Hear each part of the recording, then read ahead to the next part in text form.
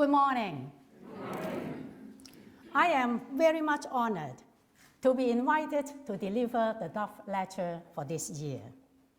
I want to thank colleagues at the Center for the Study of World Christianity at New College, University of Edinburgh, and the Church of Scotland World Mission Council for their invitation and hospitality.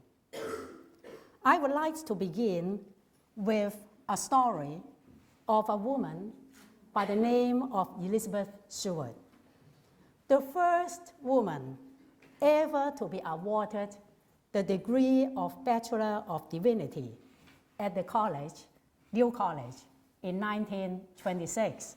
So she is the lady sitting in the middle.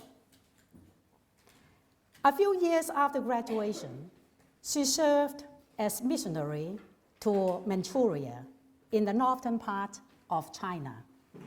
At that time, there were two mission stations. One was called Mudan. Today, it is called Xinyang. The other one is called Yichang. So there were two mission stations. She was stationed in the northeastern part. As a missionary teacher in China, she became interested in Chinese culture and philosophy, and later wrote a PhD thesis on the comparison of Hebrew and Chinese wisdom as exemplified in the book of Proverbs and the Analects of Confucius. She received her PhD degree in 1934. She has given the better part of her life to missionary service for the Church of Scotland, serving for 20 years as a professor of history at Wilson College in Bombay. In 1960s, when she was 65 years old, she published one of the definitive works on the history of foreign mission of the Church of Scotland, entitled Vision and Achievement, 1796 to 1956. The book began with the formation of missionary societies at the latter part of the 18th century and proceeded to give a comprehensive account of mission in Jamaica, India, Pakistan, South Africa, Nigeria, China, South Arabia, Japan, and other countries. She wrote that in 1950, the Church of Scotland had 338 missionaries in its service, with 150 missionary wives, many of whom were given a considerable amount of time and direct assistance to the work.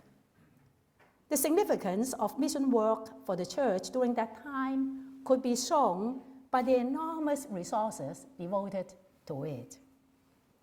A total of over £1 billion were raised that very year, 1950, both domestically and also from abroad, to support the work in these various countries. By bringing the gospel to foreign lands, the missionaries, both female and male, contributed to the diversity we find in Christian communities throughout the world today. As many of us know, there has been a shift of Christian demographics in the past several decades. Whereas in 1900, 83% of the world's Christians lived in Europe or North America.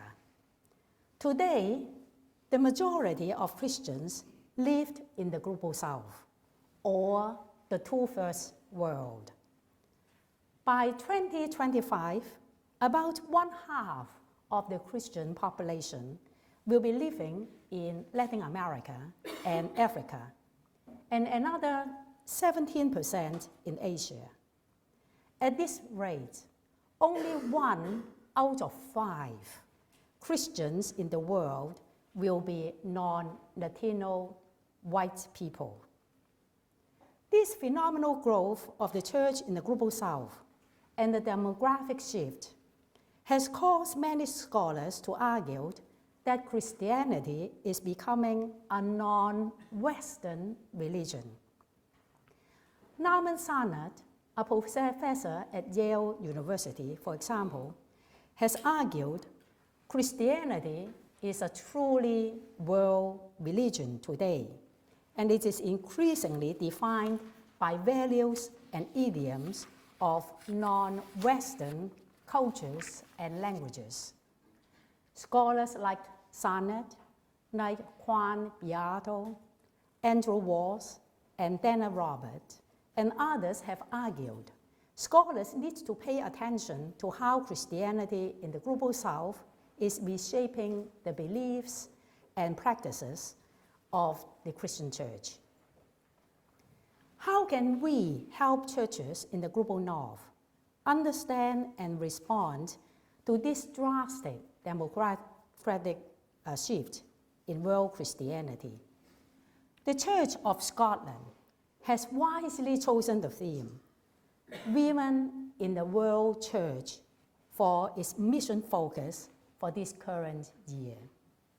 Women have played very significant roles in the growth of Christian communities in the Global South and contributed to its vitality and vibrancy of its life and mission. It is important for all of us to learn about their history and work in order to foster dialogue, partnership, and collaboration for carrying out God's mission in the world.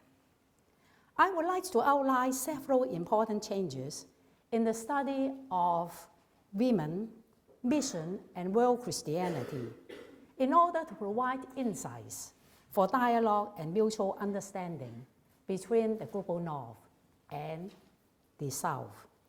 My paper this morning will be divided into 3 parts. The first part will focus on from missionaries to local women's agency. The second part will be on cross-cultural study of women's work in Global South. And the third part will be on the impact of Christian mission on women in the Global North. So my first part, from missionaries to local women's agency. In the past, the study of Christian mission tended to focus on the work of missionaries to the neglect of the work and ministry of local Christians. The missionaries were regarded as actors and protagonists in the missionary movement, while the local Christians were seen as passive recipients or the missionaries' helpers.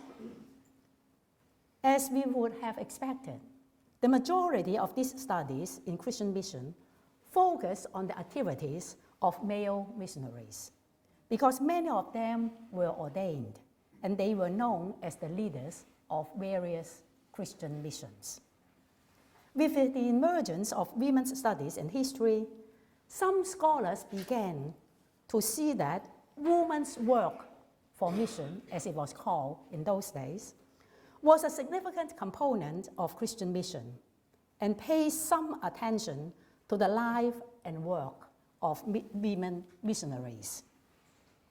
Some studies depicted these women missionaries in very positive light, praising their self-sacrifice and perseverance in a foreign land.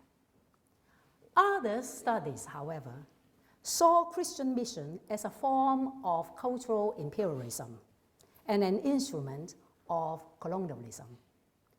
Women missionaries were often sent to places where mission work met resistance, and therefore women missionaries were seen as accomplices of the colonial project. In the eyes of these studies, they harbored feelings of superiority towards the indigenous population and women under their care. Missiologist Kenneth Ross from Boston University has noted that scholars in the 1960s and 1970s tended to stress the missionary role in colonialism. But there has been a shift beginning in the 1990s, when scholars began to pay more attention to the experiences of missionaries in specific historical situations and their concrete interactions with the local population. This shift took place in the rise of the study of world Christianity in the academic discipline of the history of Christianity. According to Arun Jones, who teaches world evangelism at Emory University, the term world Christianity means that a great deal more attention is now being paid to local agency, local religions, and local societies, rather than primarily to foreign agency, imperial and colonial Christianity, and Western empires. The histories of Christianity in non-Western societies are no longer seen as an extension of mission history, but as part of the development in global expressions of Christianity. The study of world Christianity has made us much more keenly aware of the plurality and diversity of the Christian tradition, both in the past as well as in the present. Instead of focusing on the history of European or American Christianity, scholars have shown the ways that Asian, African, Latin Americans, and people in what is called the Middle East today have contributed to the development of the complexity of the Christian tradition. In the study of Christianity, we have become more conscious of the shift of its center of gravity, the interaction between the global and the local, and the need to go beyond European and American frameworks. However, the study of local Christians, especially the agency of the activities of local Christian women, is fraught with difficulties. Many of the converts, the first converts, were illiterate or with very little education. They did not leave behind books or articles or even letters that would help us piece together their faith or their ministry. We have to rely on many other resources in constructing the church of that time and women's activities in the church, such as the sermons of missionaries and local preachers, catechisms and teaching materials for women, church yearbooks, national church surveys, or even sometimes women's obituaries. After some of these women had received education, they might have published articles in church bulletins, in YWCA or women's journals, small pamphlets, or occasionally books. These scattered writings have to be collected from libraries, church offices, provincial and city archives, and missionary agencies. I would like to give you one example. When I was working on my dissertation on Chinese women and Christianity, I went to a number of libraries, both in the United States and in China. I recalled at Yale Divinity School, in the catalog, it says there was some material for Christianity and Chinese women. So I was looking for it. And then some of you may know that the Yale Divinity School has a very tall ceiling for the library. And so I was climbing up the ladder provided, and then that particular shelf. I know for sure I may be one of the few people who have ever asked for it and then got that very important box for my work. So then reports from various women's boards or foreign missions and private papers of women missionaries also provided very rich data and local for women. That was the age before the internet put many or some of those resources available on the internet. So you really had to travel quite far to collect and visit these archives. So care must be taken in using these resources, however, so that we can avoid a one-sided perspective only from the missionaries' side. The study of agency of local Christian women must take into consideration the wider social, political, and historical environment in which these women lived. In my study of Chinese Christian women, for example, I had to investigate women's roles in traditional Chinese religions, women's access to education, social barriers for women for converting to a new religion, gender roles both in Chinese traditional religions as well as in Christian communities, and women's leadership and ministry in church. In the 19th and 20th centuries, the Christian church provided women with female education, employment opportunities, sometimes as Bible women or as missionaries helpers as they visited women in their homes. And some of these women even participated in social change.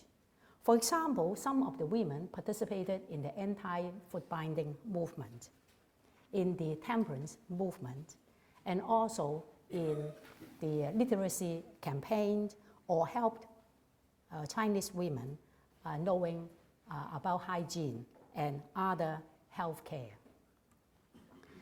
Some of the missionaries served as role models for these local women by providing support for local women to seek equality and serving their communities so that they would have a career of their own. The church in China has experienced phenomenal growth in the past several decades. The Protestant community, which had about 1 million members in 1949, has grown to about 80 million today, if we included those worshiping in churches, in houses. Women make up almost 70% of Chinese Christians, and an increasing number of women entered Protestant seminaries to be trained as pastors and lay leaders. In the 2 seminaries I visited in northeastern part of China, the number of female students outnumbered that of male students, to my surprise. And then they had to do something to encourage the men to come to seminary to study, to balance the gender. It is worth mentioning that one of these seminaries, Northeast Theological Seminary in Xinyang, called Mudan at those times, was founded by Scottish United Presbyterian Mission in 1894. The seminary currently has about 400 students, with women serving both as administrators and faculty. Chinese Christian women have struggled for equality and leadership in the church for a very long time. In the 1920s, with the emergence of feminist movement in China, some of the female Christian leaders demanded to be represented in church conference, to be given power to preach, and to be considered for ordained ministry. Today, while Chinese Christian women continue to struggle for greater representation in leadership in the church, significant progress has been made. Women served as the presidents or secretaries of the China Christian Council. This picture was taken with the Reverend Qiao Xingjie, former president of the China Christian Council. Today, women also served as presidents and faculty of seminaries, pastors and leaders of churches, and leaders of Christian NGOs. They have developed a woman's perspective to the interpretation of the Bible and worked collaboratively with people of other faiths in order to build a harmonious society. Some of the women leaders, here you have several younger women who are in administrative and teaching positions in seminaries in China, visiting Bangalore, sharing their experiences and learning from what is happening in ecumenical education in India. The phenomenal growth of churches in China and the stories of Chinese Christian women, as well as women in the Global South, deserve to be studied and publicized so that we can know more about their work and to include a gender dimension in our understanding of world Christianity. So I come to my second part, cross-cultural study of women's work in the Global South. In the past, cross-cultural studies of women and Christian mission usually focus on the impact of Western Christianity on local cultures. Cross-cultural means Western and local, but not on the comparative studies of experiences of women in the Global South. With the availability of studies of women's work in various contexts, we can begin to do comparative studies. Although I must say, this is still in a preliminary stage because of the need for further research.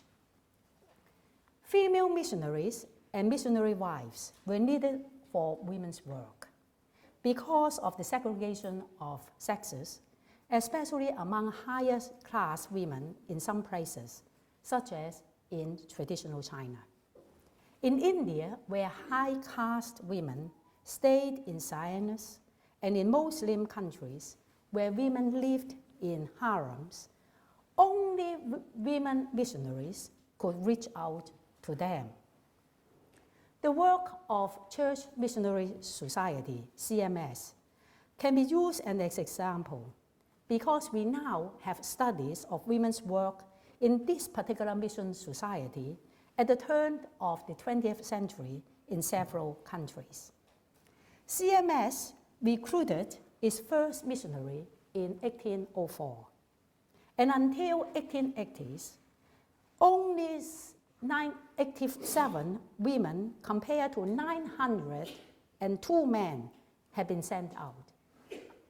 But between 1880 to 1920, the situation was reversed when CMS accepted more single women as missionaries. CMS work among women could be divided into three areas: evangelism, education, and medicine.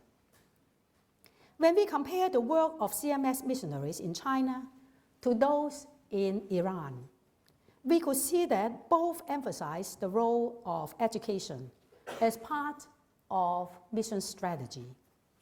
In China, mission schools for girls were established before the government paid some attention to female education. This was the same in Iran.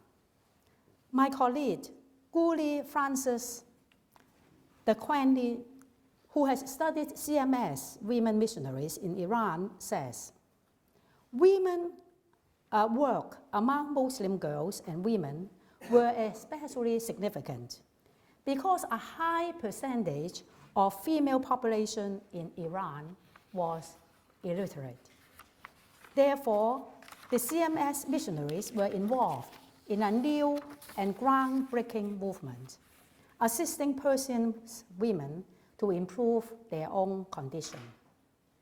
In China, female missionaries noted that education had also helped prepare women to leadership positions in the church and society. In China, most of the women practiced Chinese popular religion before their conversion to Christianity. Missionaries in general regarded these heathen practices as idolatrous and superstitious. In Iran, most of the women were Muslims. And Frances, the Queen, noted that CMS women missionaries shared the negative and Orientalist views toward Islam common at the time. Such views upheld the tenets of the empire and limited the women's missionaries' visions.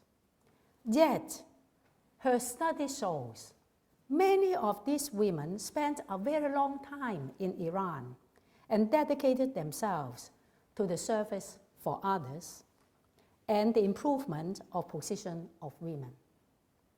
Many of them developed genuine personal relationship and love for the Iranian women they served.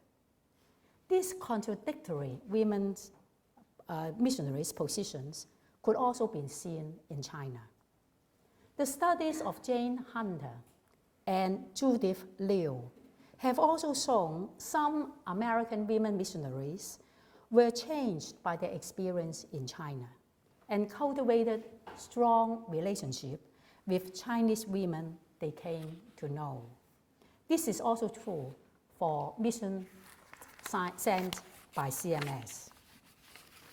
Now, these CMS missionaries in China adopted a mission strategy to work among grassroots women. In the beginning, women from the lower class joined the church, and CMS schools attracted girls from poorer families, while the richer family or families of higher class would not send their girls to the mission schools. It was only later, when the culture changed, that some women from the upper class showed some interest. When we compare the situation of China to India, we can see that CMS was also successful in attracting women on the lower rungs of society and other marginalized women who could risk adopting a new faith and joining a new religious community. Dalit women at the bottom of the caste system, for example, could receive education and be trained as Bible women. As such, they could even visit high caste women and teach them how to read the Bible. This certainly was unheard of in those times. For high caste widows who were shunned by society, CMS provided them with alternatives to live better lives. The missionaries also exposed women to the outside world. Some of the single CMS women missionaries provided role models that women could be independent and could earn a living and pursue a career outside of the home. Like women in other missions, CMS women missionaries wanted to introduce Western social norms as part of their civilizing mission. And this was most evident in the areas of marriage and family life. Female missionaries in China could see some changes in Christian households, in which husbands and wives were more equal and enjoyed each other's company. Christian young women, mothers, were taking some responsibilities in training young people of the church. Similar to Chinese situations, CMS missionaries in Uganda wanted to change family life and introduce monogamous marriage.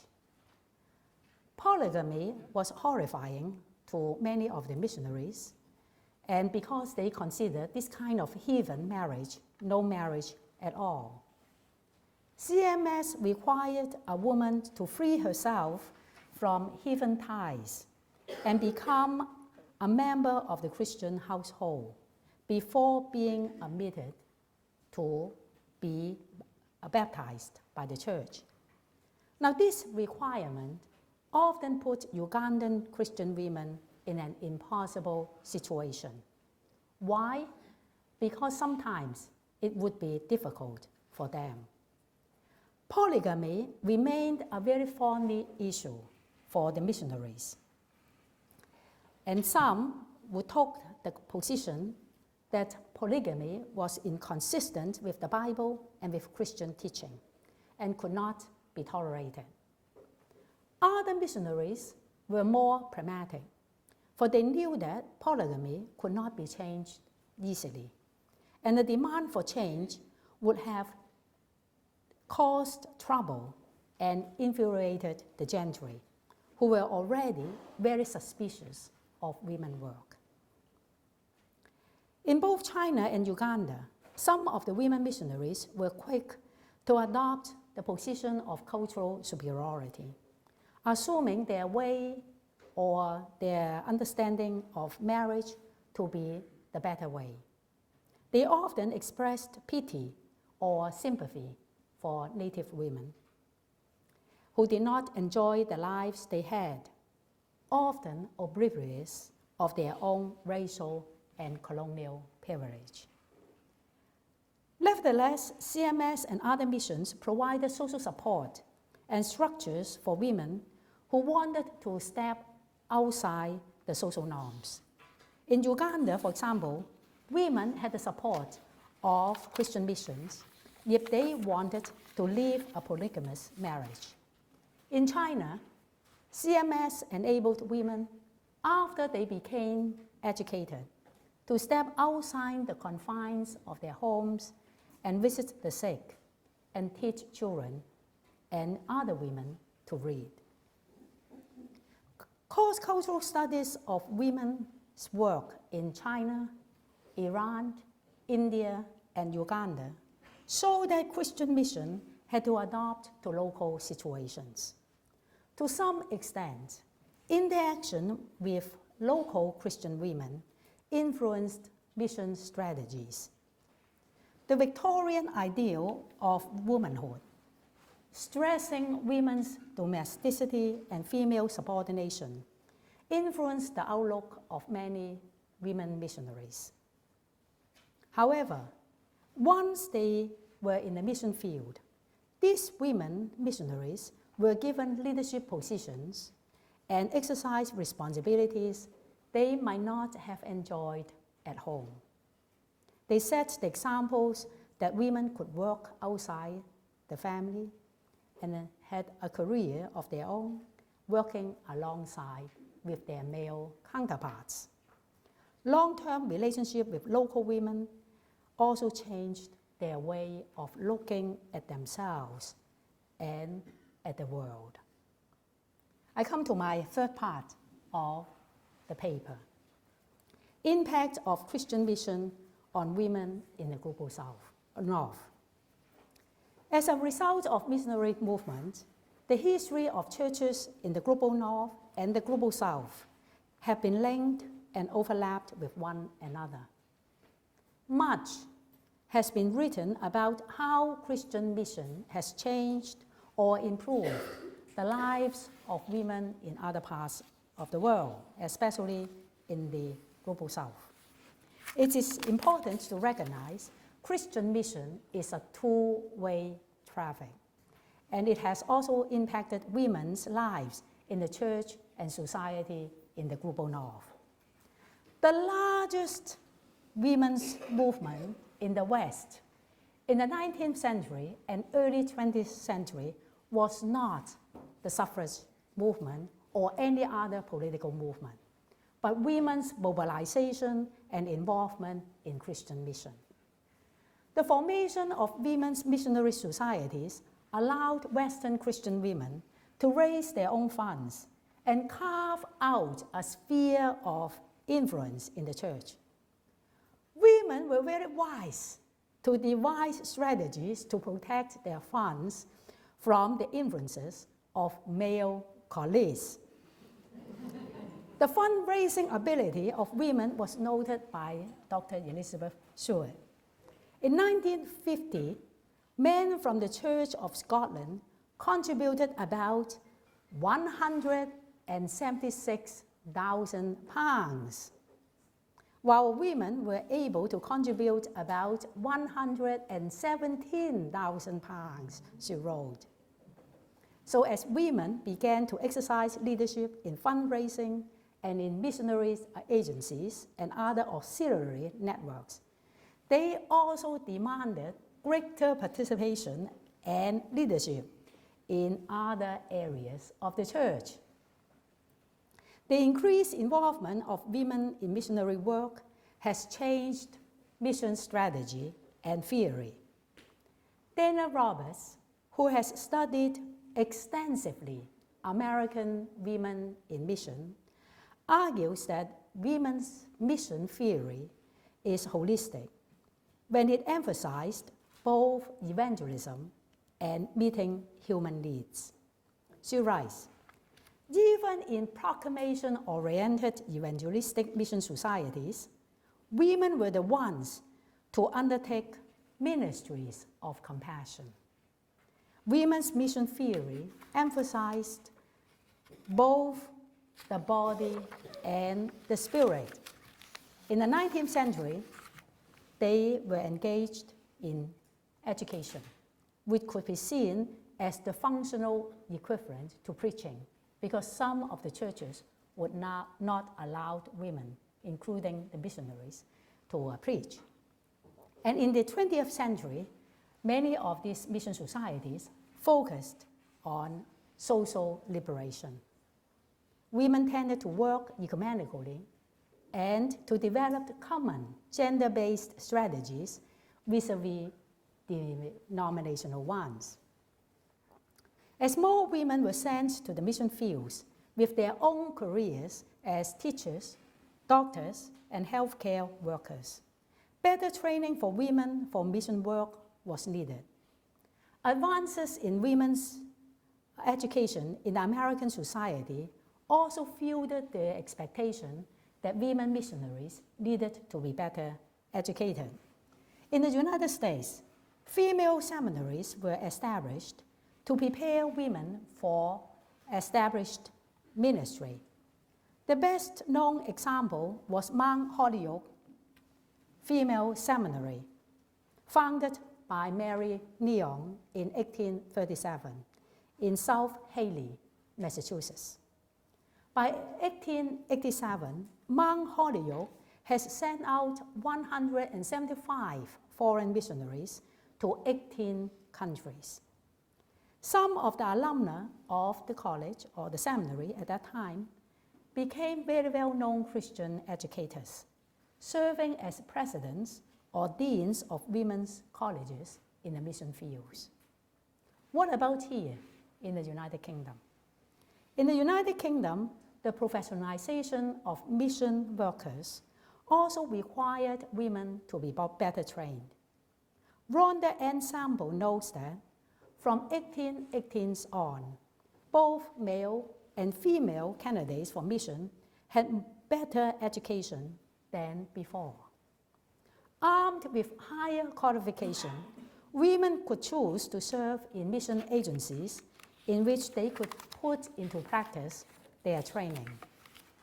More women applied to newer faith missions, which promised them the freedom to exercise their training, than to traditional mission societies.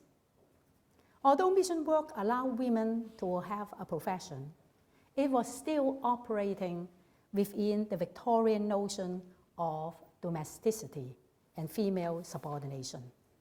Sample notes, one reason why missions served as an acceptable work option for respectable middle-class women was that the female workers simply transferred their familial obligations into mission.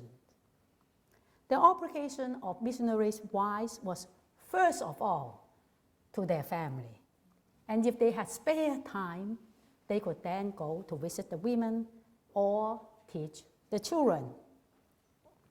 Now, although these missionaries' wives worked along with their husbands, they did not get a salary, and much of their work had never been recorded in missionary records.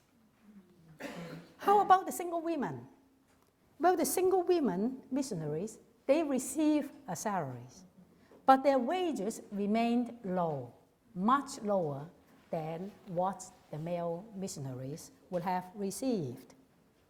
And because they were doing women's work, they were not expected to have descendants, so they had lower salaries. We compare to women working in other professions. Female missionary workers might not be as free to demand equitable compensation. Why? Because they were supposed to work for the gospel, for the church, and not for the pay. So even though compensation might be low, mission work provided an outlet for women to exercise leadership, especially when such opportunities were not given to them by their churches.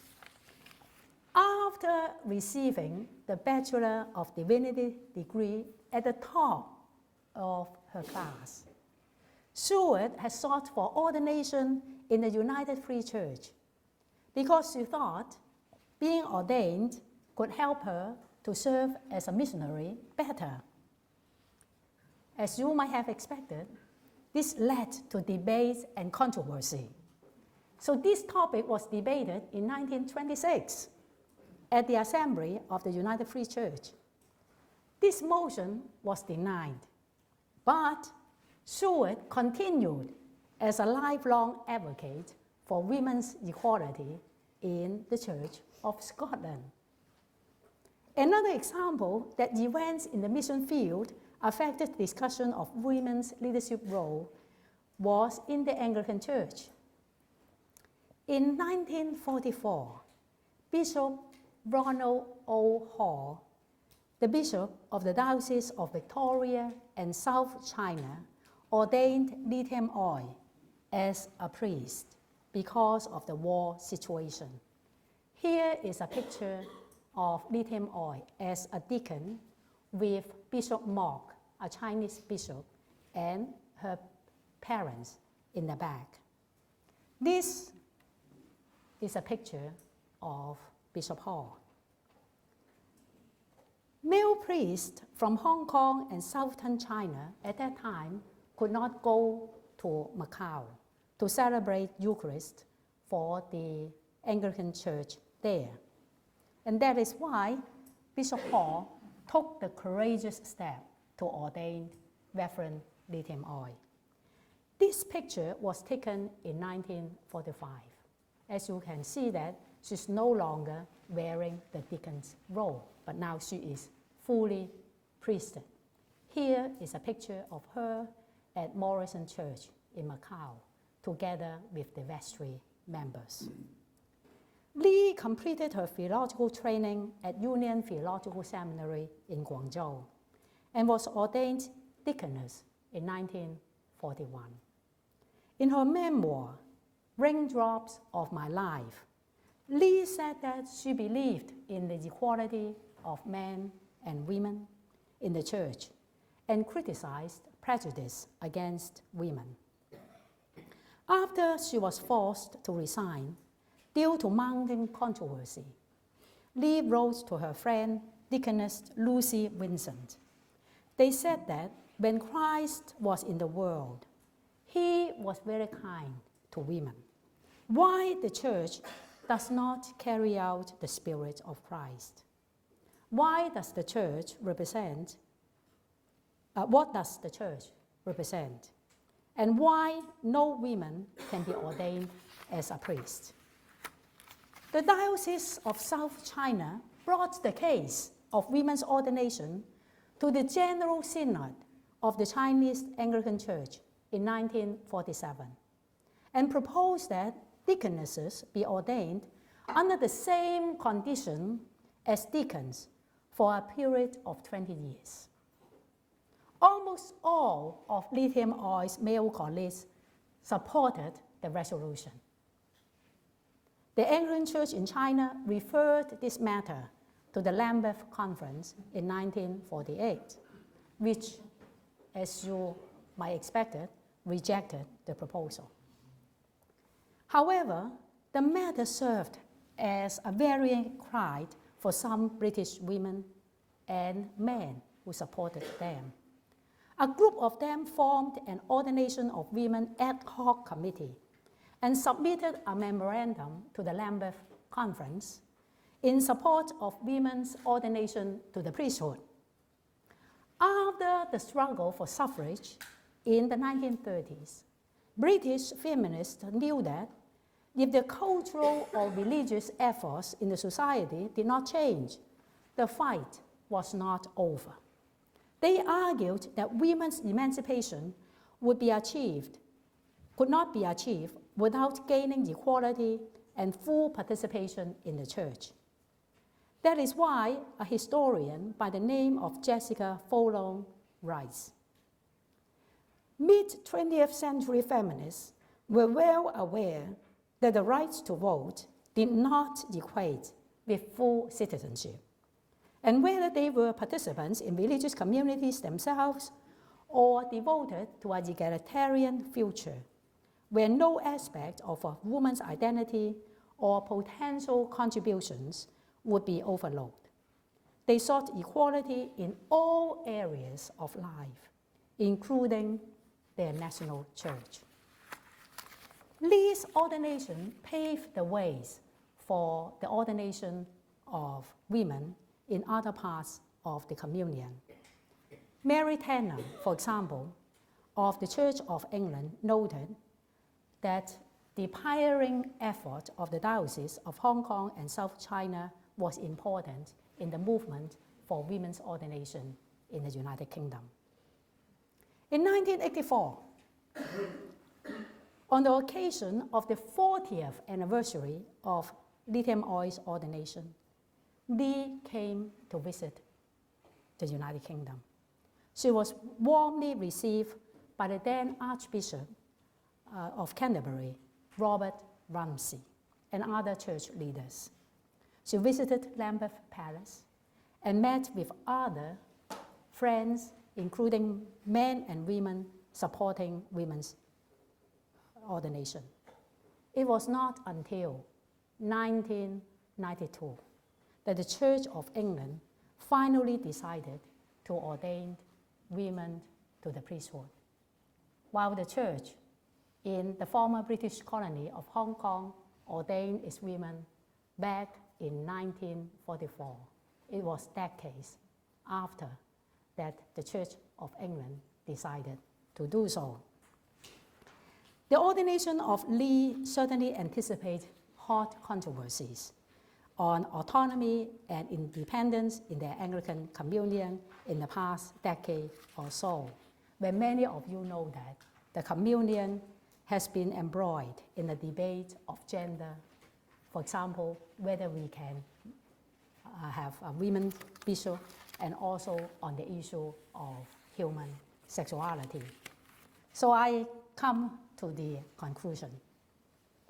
I have argued that the relation between women, mission, and world Christianity should be explored transnationally and cross-culturally to understand the overlapped and intertwined histories of the churches in the global North and the global South. Shifting our emphasis to local Christian women's agency, to comparative studies of women's experience in the global South, and to the impact of mission not only on the global South, but also on women in the global North, will widen our horizons in understanding the legacy of Christian mission and the understanding of world Christianity today. We have to learn to read history contrapunctually, as Edward Said has encouraged us to do so, treating our history and geographies as interrelated and integrally linked. As such, we will be able to comprehend the development of world Christianity as shaped by global movements, as well as by local histories and impulses. It will also enrich our understanding of women's response to gospel in their diverse context and their contribution to the world church. Kenneth Ross, former General Secretary of the Church of Scotland Board of World Missions, says that in the 21st century, the Church of Scotland needs to indicate a very firm intention to retain global horizons in thinking about mission, and to remain involved in the life and witness of partner churches overseas, through a very clear understanding that this is important for the whole life of the church.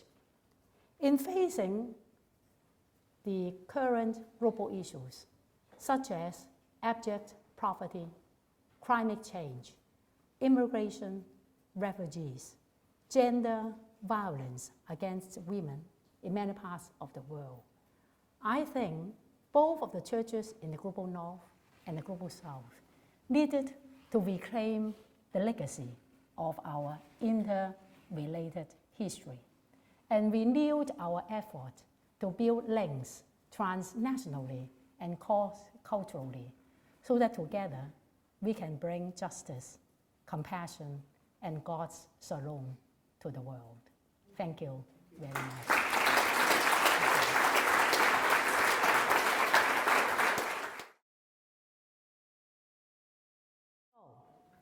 I was delighted to come to New College, and yesterday I met so many wonderful leaders from different parts of the world, from Iran, from Pakistan, from Nigeria, from Hong Kong, and also from Scotland here.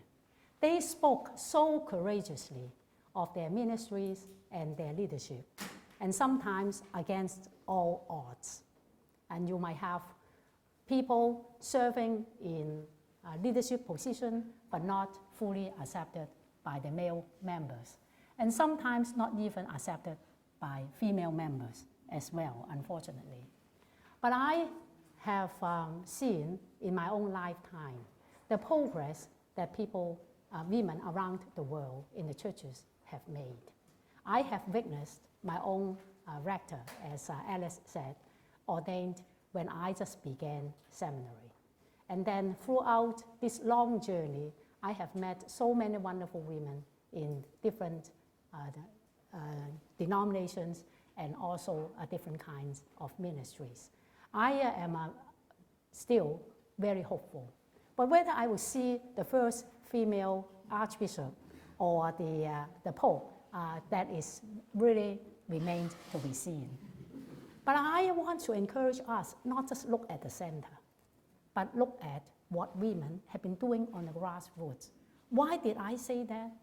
I said that because in 1974, the Episcopal Church in the United States ordained women 3 years after my rector in Hong Kong was ordained.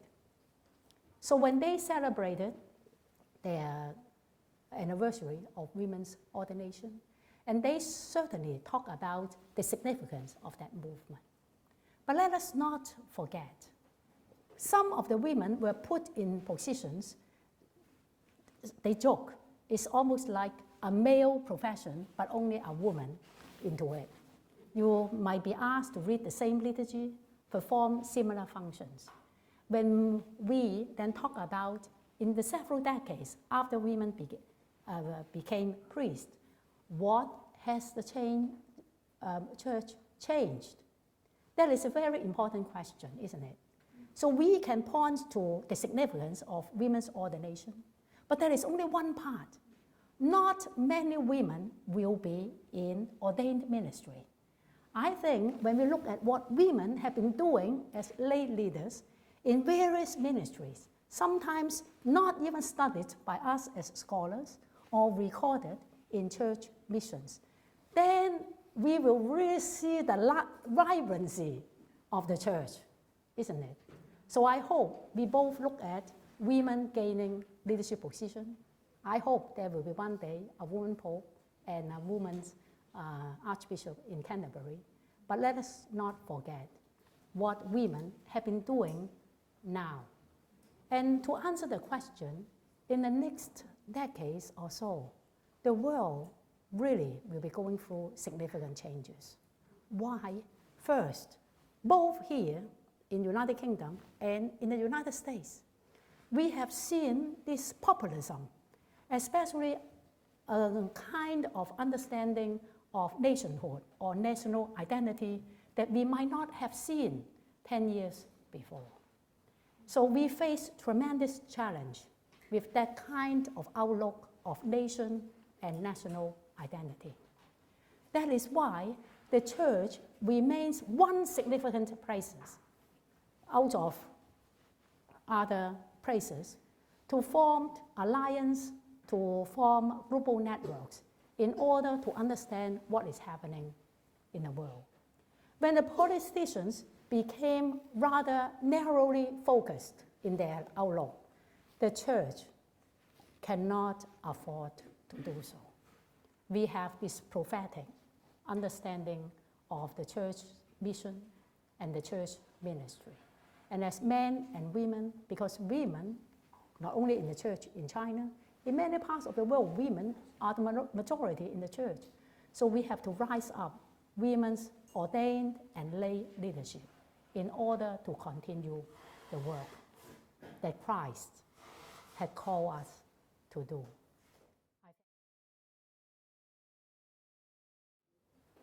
The first school for women established by the missionaries was in the city called Ningbo in 1840-something. That was way before the government established schools for girls. So from a very humble start, very small school by a British missionary woman, and then the schools for girls grew. And then in the early 20th century, some of the women began to receive not only primary and secondary education because women's colleges were opened for them. So some of these leaders of a women's movement in China came from those schools. One, of course, very well known in Nanjing, Jinling Women's College, and another one in the southern part of China. So then the role of missionaries in that regard, that is opening schools for women, not only in China, in other parts of the global south, will be a very significant history or legacy, and that we need to recall and remember. And then today, some of the leaders of the churches, the older generation, graduated from those schools.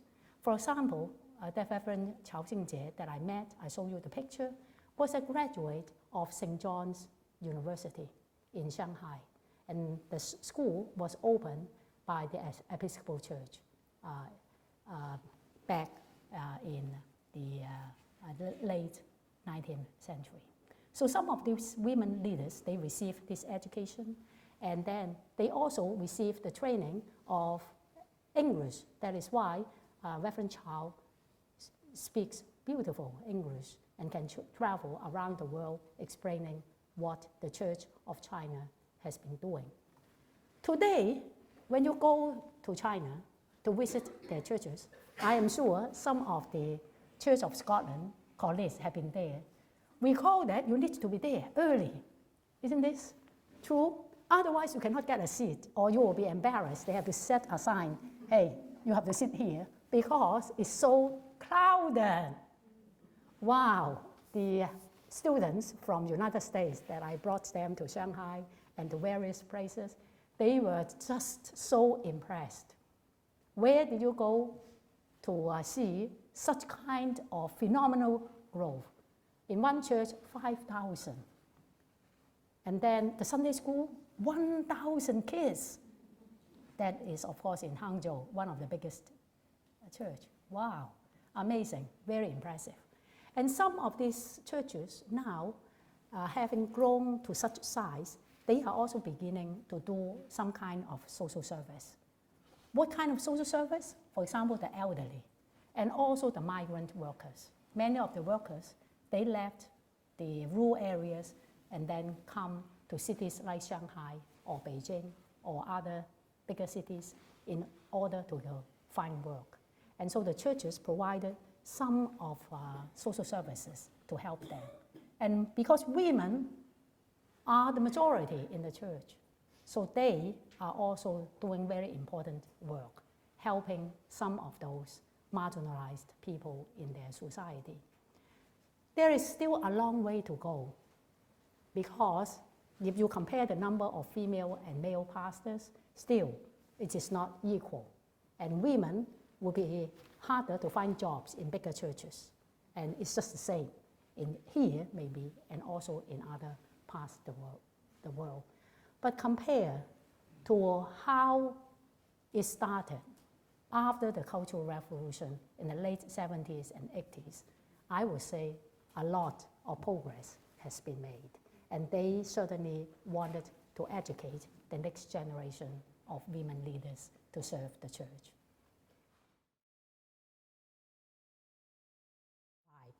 I look at it this way. That is Christianity as coming from the Western countries to many parts of the global South with colonialism. That is, the church has a structure and also the mentality of a colonized church. This is important because after the missionaries, they left, or some of them relinquished power and then given the power to the local church. The local churches in many parts of the world continued the colonial structure, even more so. Did you hear that? Some would say the church, maybe in Africa or in whatever part of global South, is more denominationally that is emphasizing its identity than the church in the North. The church that is I know best, the Anglican Communion, for example, in some of the African countries, still use the 1662 prayer book. So 1662. Can you see the kind of mentality? We changed, but they wanted to retain that. Why? Because this is how they defined their identity vis-a-vis the other religions or other religious communities. So then the question would be, how can we help each other to understand what is denominational identity? How can we work across denominational differences or denominational boundaries in order to have more conversation? I want to respond to this idea that especially on homosexuality or some of the issues regarding gender and sexuality, because this has been talked about very often in my church and in other churches. I think we have to understand why some of these leaders, both men and women, it's not just men, are so much against homosexuality.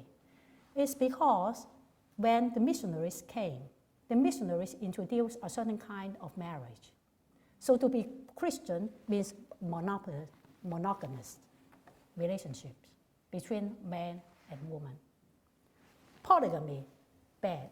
To have concubines, bad. And then heterosexual monogamous marriage has been so much related to church teaching. Do you think that they can change overnight? It is very difficult. Even in the United States, in my own church, there are dioceses and church leaders who wanted to separate themselves from the national church because the national church adopted a stance of welcoming gay and lesbians into our church in terms of their ministry, leadership, and also the blessing of the same-sex union. Now, such conversations needed to begin, and I am glad some of our colleagues in Africa, in Asia, and in other parts of the world have been talking about it, raising consciousness about it. So I hope we see the Global South, and especially the churches in Global South, as not monolithic. Because in the North, They are conservative leaders. Their voices very loud.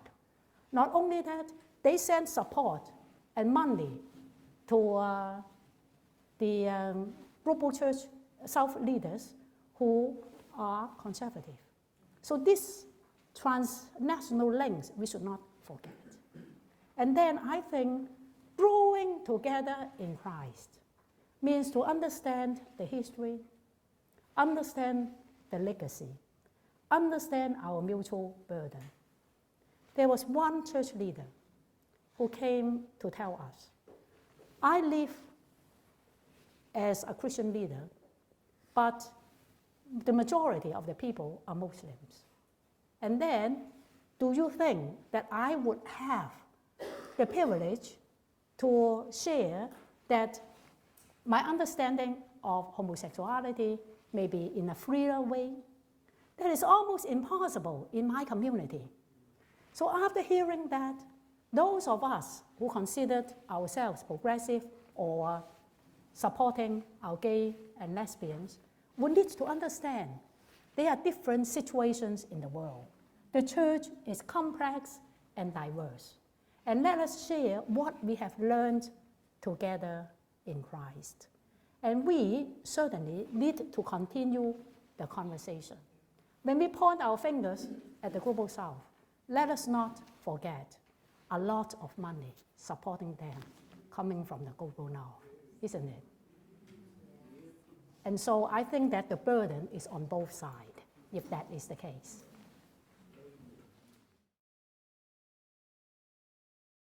I think that it is important when the World Council of Churches, we have the Associate General Secretary here, was talking about women and men in the church. The program was the partnership of women and men, isn't it? That we have not forgotten our co-ministry with men is very important. I would say something like this. I would tell my male students, you need to call yourself allies. You are an ally to women's struggle for dignity and for emancipation. And that role of ally is very important. Why? Because in any movement, without the allies, we cannot build a substantial social movement. If those people who are oppressed or victims, they just mobilize, they may not be in those powerful positions. Without Bishop Hall, Reverend Lithium Oil would not be ordained. We need men who are in positions of privilege and power as allies. We need men who may not be in those positions understanding women's issues. But I want to conclude with this, because I firmly believe we cannot just work for others' liberation. Yes, it is important to be an ally. But from my own observation and involvement in social issues, without taking up the issues as liberation of your own, that role of allies can be played once, 2 times, but cannot be in a sustained way. Only when men have come to the point that women's liberation is my own liberation, so that I can redefine masculinity, that I can assume new ways of being fathers or being brothers, being husbands. Until that day, I think we are still very far to talk about this ally. We cannot just help others in a sustained way without seeing it ultimately lead to my own emancipation and liberation. Until men are fighting for themselves, for their liberation of the male privilege or bondage, if I will say it, then it is still very easy to remember, I am working for you. No, you are not working for me. You are also working for your own liberation, because we are created together in the image of God. Thank you very much. Thank you. Thank you very much.